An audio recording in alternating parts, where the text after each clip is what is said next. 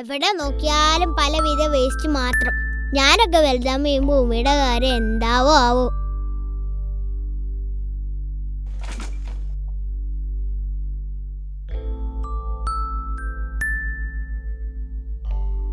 ഏട്ടാ, ഗംഭീരായിരിക്കും ചേട്ടാ.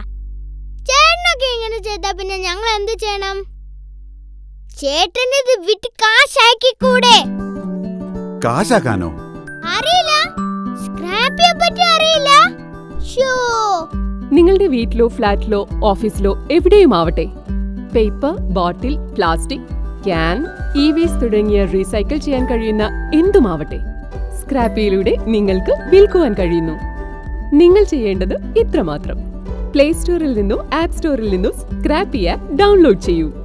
ഇനി നോ സ്ക്രാപ്പ്, ഓൺലി സ്ക്രാപ്പി.